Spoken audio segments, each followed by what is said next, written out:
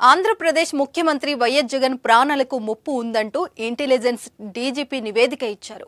మావోయిస్టులు, ఉగ్రవాదులు, సంఘ విద్రోహ శక్తుల నుంచి సీఎం జగన్ కు ప్రాణహాని ఉందని ఆ నివేదికలో వెల్లడించారు. సీఎంకు అత్యంత కట్టుదిట్టమైన భద్రత కల్పించాలని స్పష్టం చేశారు.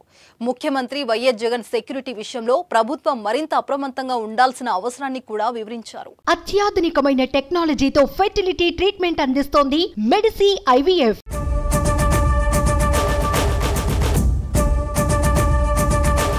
మరికొన్ని వారాల్లో ఏపీ ఎన్నికలు నిర్వహిస్తున్న టైంలో ఈ నివేదిక ప్రాధాన్యం సంతరించుకుంది. ఎన్నికలు దగ్గర పడుతున్న వేళ ముఖ్యమంత్రి వైఎస్ జగన్ ఏపీ అంతా ప్రచారం కోసం పర్యటించాల్సి ఉంది. ఇప్పుడు కూడా సిద్ధం సభలు నిర్వహిస్తూ పర్యటిస్తున్న సంగతి తెలిసిందే. దాంతో పాటు ఆయన ప్రజలతో కనెక్ట్ కావాల్సిందే. అయితే ఈ సమయంలో ఈ నివేదిక రావడంతో ప్రభుత్వం అలర్ట్ అయింది. జగన్ కు సెక్యూరిటీలో భాగంగా సీఎం పర్యటనల కోసం 2 హెలికాప్టర్లను ఏపీ ప్రభుత్వం సిద్ధం చేస్తుంది. ఒక హెలికాప్టర్ను విజయవాడలో, మరో హెలికాప్టర్ను విశాఖలో అందుబాటులో ఉంచనున్నారు. మెసర్స్ గ్లోబల్ వెక్ట్రా సంస్థ ఈ హెలికాప్టర్లను లీజుకు తీసుకోనున్నారు.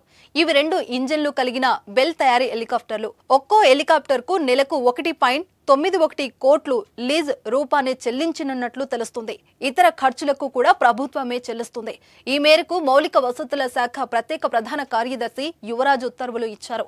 ప్రస్తుతం సీఎం వినియోగిస్తున్న హెలికాప్టర్ పాతదైపోయిందని ఏపీ ఏవియేషన్ కార్పొరేషన్ లిమిటెడ్ వెల్లడించింది. ప్రస్తుతం హెలికాప్టర్ 2010 నుంచి వాడుకలో ఉన్నందున దాన్ని మార్చాల్సి ఉందని వివరించింది. ఇటీవల రాష్ట్ర ప్రభుత్వం ప్రత్యేక నిర్ణయం తీసుకుంది. దానికి మేరకు సీఎం భార్య బిడ్డలకు ఎక్కడ ఉన్నా పూర్తి స్థాయి సెక్యూరిటీని అందించాలని కూడా నిర్ణయించారు. దాంతో జగన్ భద్రత విషయంలో అప్పుడే చర్చ మొదలైంది. ఇప్పుడు ఇంటెలిజెన్స్ వర్గాల నివేదికతో పూర్తి వివరాలు వస్తున్నాయి. సీఎం జగన్ విషయంలో చూసుకుంటే ఆయన రాజకీయంగా ఒంటరి పోరు చేస్తున్నారు. అలాగే ప్రభుత్వం గత 5 ఏళ్లలో తీసుకున్న నిర్ణయాలు మెచ్చుకున్న వారు ఉన్నారు. కొన్ని వర్గాలు ఇబ్బంది పడిన సందర్భాలు ఉన్నాయి.